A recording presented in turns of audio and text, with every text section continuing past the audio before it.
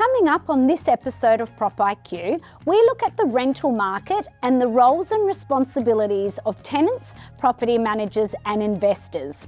We'll talk to Michael Gapes from Carter Newell Lawyers about the legal obligations for investors. Kelsey Mitchell gives us a first-hand account of her experiences with renting, and Clint Dowdle-Smith joins me in the studio to talk about the role property managers play. This is Prop IQ.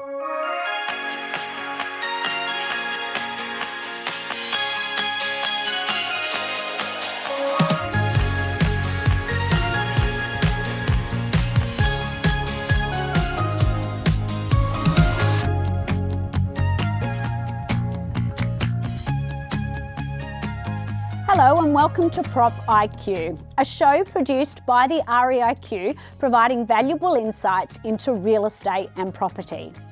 I'm Antonia Mercorella, the CEO of the REIQ, and I'm thrilled that you've tuned into this series where we take a deep dive into the latest trends, news and insights in the real estate industry.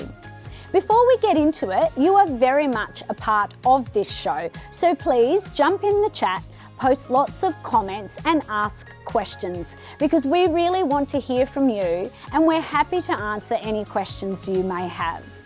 Our first episode was all about first home buyers, where we met a couple who travelled a comprehensive roadmap to successfully acquire their dream home. Plus, we looked at available grants and schemes, the role of mortgage brokers and real estate agents in the buying journey, and we checked how apps can be helpful when it comes to finding the right home. We also received some great feedback from our first episode.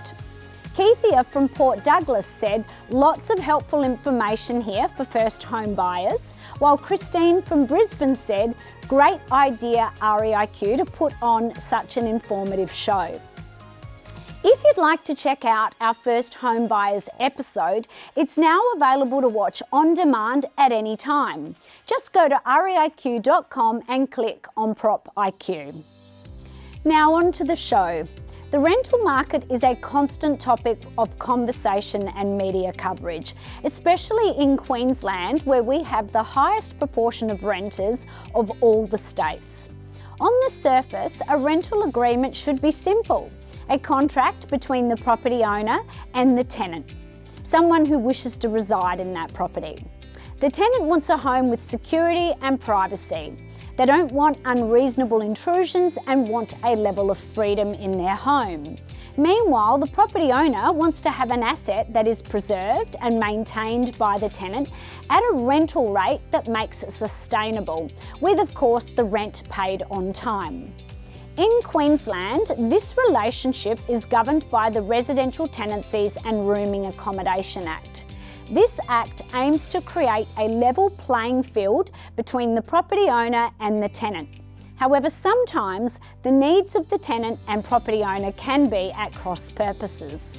For example, a tenant may want to modify the property to make it more appealing to them, but the owner may not wish to say yes to that request because in their opinion it will devalue the property or render it less safe. Legislative changes over the last few years have somewhat muddied the waters of the relationship and created significant grey areas. To explore the relationship between tenants and property owners, we sat down with Kelsey Mitchell to get her perspective on being a tenant and Michael Gapes, partner at Carter Newell Lawyers, to discuss the legal obligations of tenants and property owners. When I was moving up from South Australia, I was looking for a rental. 4 great things of renting are not having to maintain any breaks or any damage. Anything that needs to be fixed needs to go through the real estate, and it's not something you necessarily have to look after. The real estate have a list of different maintenance people that can do that job and come in and fix it. Another great thing about renting is that it helps me know what I want my dream home to be. I've rented privately and through real estate, and my preference is to go through the real estate. The main document governing residential tenancies in Queensland is the Form 18A, which is a document published by the Residential Tenancies Authority. That's the General Tenancy Agreement. So that is a contract between the lessor and the tenant. The reason it's so important to have legislation governing these relationships is that it sets a level playing field. There's consistency and fairness in the provision of residential accommodation for both tenants and lessors. The top 4 things I really look for in a rental when I'm looking is if it's got enough space, if it's big enough, the backyard for our pets. I look at the age and I look at the carpets.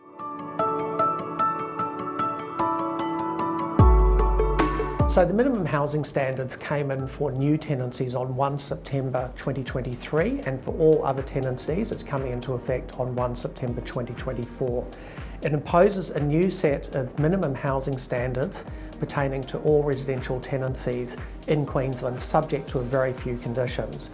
They're fairly basic standards and structurally sound. It be in good repair. It have hot and cold running water, flushable toilets. It have latches and locks on all doors and windows below ladder height. If kitchen facilities are offered, there's a requirement to have a functioning cooktop. If laundry facilities are available, there should be facilities there for a tenant to use a washing machine or dryer. Tenants have 4 primary obligations. First one is obviously to pay the rent on time. The second one is to keep the property clean and undamaged as far as practicable. The third obligation is to comply with the terms of the General Tenancy Agreement. And the fourth obligation is to do as much as practical to respect the neighbours' peace and quiet. In my cover letters, what I put into them was who I am, what I do for work, what I do outside of work. Lessors and property managers can only ask information which is directly relevant to assessing a prospective tenant's application for tenancy. I often did the background checks that you can do just so that they can see that straight away. So they can ask for proof of a tenant's identity, they can ask for evidence of the tenant's ability to pay the rent, and also evidence of the tenant's ability to maintain the property. They can't ask irrelevant information, so they can't ask information about a tenant's age, their marital status, their sexuality, their race, their political or religious views, or the number of children they have, for instance. Entry reports are interesting. I like them. I think it's a very sure way to make sure you can leave everything the way you got it, but also just to make sure you're not getting anything taken from your bond. It is very important that both parties comprehensively complete the entry condition report and also the exit condition report. Most agents these days take a lot of photos, which is the best evidence of the condition of the property at the commencement of a tenancy agreement. There is a process if there is a dispute over a bond refund. A tenant or a lessor can lodge a Form 16 dispute resolution form with the Residential Tenancies Authority, and the RTA will attempt to conciliate that dispute. Privately though, I didn't do an entry report. I should have, because on the way out of my last private, they tried to take my bond for a dryer that I hadn't used and wasn't cleaned. In the event that there is a dispute over the disbursement of the bond at the end of a tenancy, the RTA has a dispute resolution service, and they will try and conciliate the dispute between the parties. If it's not resolved, the matter can be escalated to QCAT, and QCAT will make a determination as to how the bond monies should be dispersed between the parties. We've heard from a tenant and a lawyer, but what about a property manager? We recently caught up with a group of property managers to ask them questions on your behalf.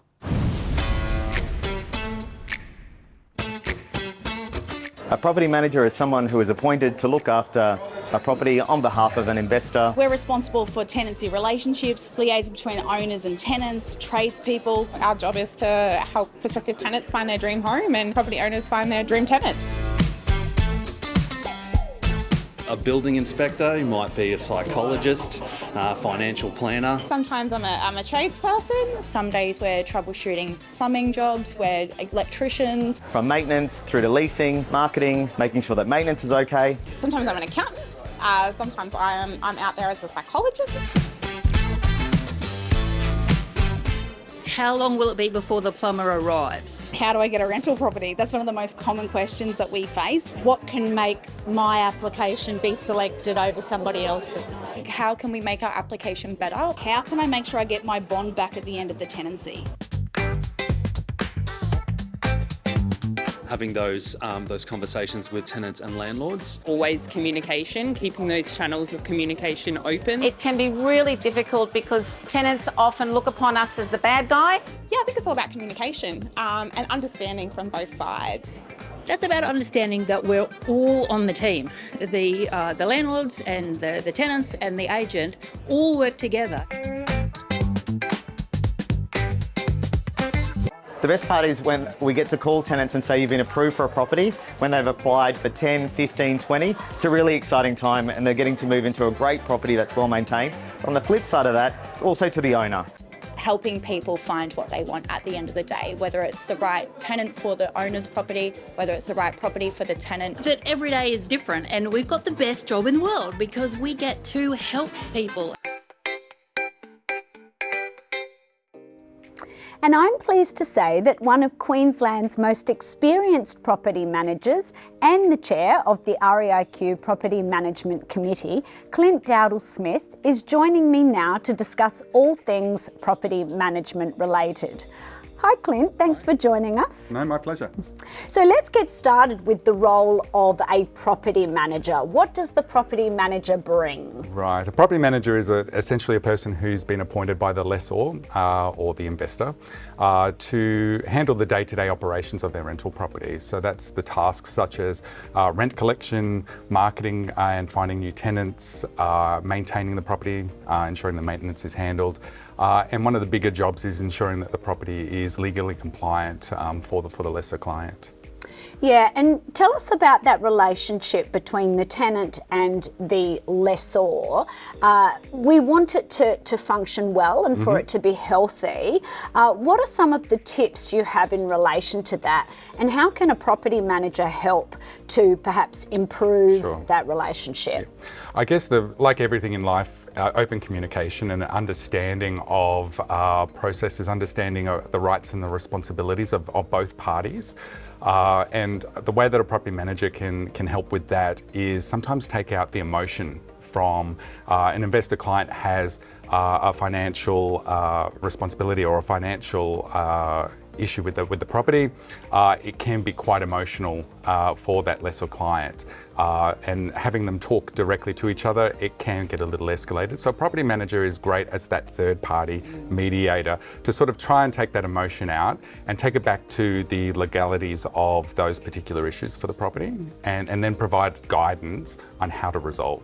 Yeah, absolutely. And we know that it can be really challenging. And I think the property manager can take that more objective role when there is emotion involved. Yeah. So that's a good segue then to the inevitable question. Whilst we know most tenancy relationships do work well, we do know that sometimes disputes can arise. Yeah. So do you have any tips for how to perhaps avoid disputes arising, and then once they do arise, how they can be easily managed? Again, it comes back to that communication again, and understanding what the issue is and reflecting that back to the obligations of either party, but then providing a clear guideline on how that should operate or be resolved. However, people are people.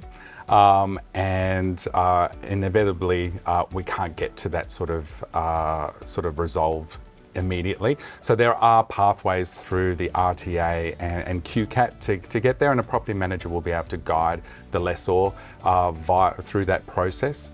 So dispute resolution with a mediator from the RTA is first step after that. And then if that's not able to be resolved, then unfortunately some of these incidents do end up in QCAT where an adjudicator will actually make the decision. Yeah, but prevention is always better than cure, I think. We can all agree. Yep. So you're right, communication is absolutely of key importance. And I want to move now onto the tenancy application process. Yeah. Sometimes we get feedback that when you're applying for a rental property, there's an enormous amount of information that gets asked for. Perhaps tell us a little bit about why property managers ask for so much. Yeah, essentially at the end of the day, the tenancy is a legally binding agreement. It is a contract between the lessor and the tenant for that service to be provided to the tenant. So signing a legal document, we do need to take measures to identify the person correctly and hold those on file should there be any issues. Also, we have an obligation to the lessor client as a property manager to ensure that the tenancy is going to be successful. And part of that is assessing the financial viability of that particular tenancy. So we do need to ask questions about their ability a tenant's ability to pay the rent and keep up with their responsibilities in that respect. Yeah, I think that's important to understand, that a property manager has to do that due diligence, not just for the benefit of the owner, but also for the benefit of the tenant. Absolutely. To ensure that they can maintain that tenancy. And of course, we've just seen the government talking about introducing a new uniform application process. We'll have to stay tuned. Yes, that's be interesting. Yes. And just finally, we are in very, very tight rental conditions at the moment. Very, very low vacancy rates, and we all know that it's extremely difficult to find a rental property. So can you give us some tips for anyone out there who's looking for a new rental property about how they can best secure a new home? Sure. I guess the biggest thing is be prepared. We just ran through those type of documents or why we need that information, but be prepared for the application, inspecting the property to make sure that it's actually meeting your needs. I know that there's a lot of desperation out there sometimes in this market just to secure a property, but making sure that the property is something that is going to be working for you, your family, or what you're needing. But essentially it is making sure you have all those documents available and providing all that information that we do actually need, because that speeds up the process for us to ascertain all those checks that we need to do to try and approve you as soon as possible. That's great advice and some really good information in there. So thanks for joining us so much on Prop IQ, Clint. Thanks, Antonia. My pleasure. As we've heard, the purpose of rental legislation is to find a balance between the rights and obligations of both a tenant and a property owner. But sometimes the legislation can create grey areas. To help you find clarity, a property manager or the Residential Tenancies Authority can help you navigate the uncertainty. And if you're an investor looking to rent out your property, make sure you use an REIQ accredited agency. They will be up to date with current legislation, and they'll also have access to our property management support service. This is the part of the show where we want to hear from you. If you've got a rental question, make sure you post it in the chat so we can help you out. In the meantime, we've had some viewers submit their video questions. Let's take a look. I've got a couple of rental properties that I own and I self-manage them. I'm wondering what would be the benefit of me getting a property manager to help me out. That's a great question. Using a property manager to manage your investment property is always a great idea. Property managers will be familiar with the legislative landscape and will be able to help you navigate that very complex territory. It's important to understand that it's not just rental laws you need to understand, but a plethora of other laws. So that's best left to the experts. Also, property managers can take the emotion out of property management. They will deal with all of the communication on your behalf. And of course, usually it's a tax-deductible service. Our next question is from a property manager.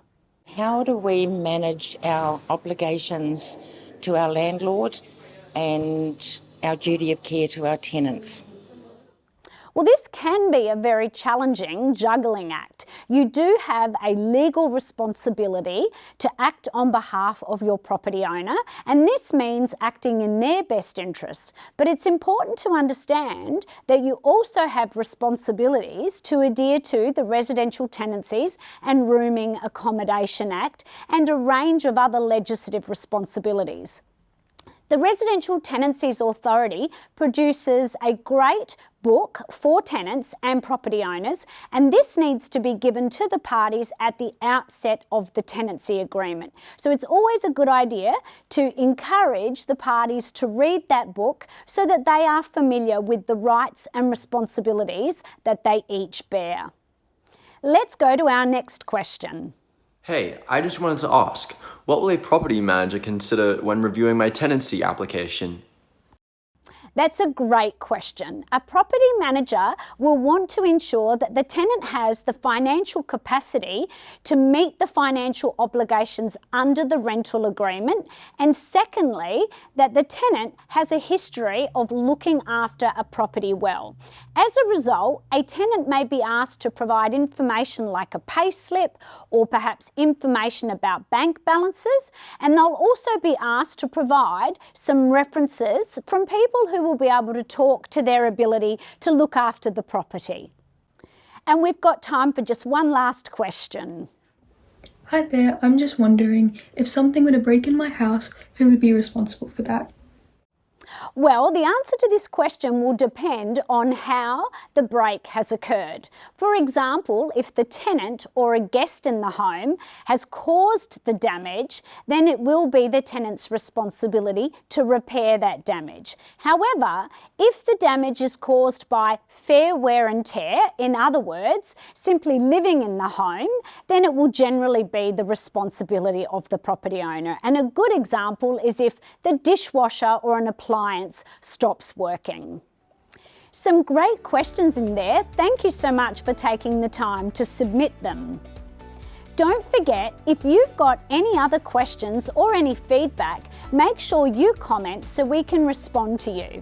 And if you'd like to be part of our Q&A segment or appear on the show, make sure you follow us on social media and keep an eye out for the topic of our next episode, which will be posted on our Facebook and Instagram accounts. And it will have the links and instructions on how you can submit your own video. And a final reminder, please remember to always seek your own independent legal advice when renting out or renting a property. Every property transaction is unique, so the answers and information we've provided today are general advice only. And that brings us to the end of this episode of Prop IQ. I hope you found it informative.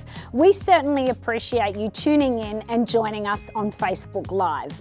To tune in to our next episode, be sure to follow us on social media and make sure you subscribe to the REIQ What's On newsletter at reiq.com/what's on. See you next time.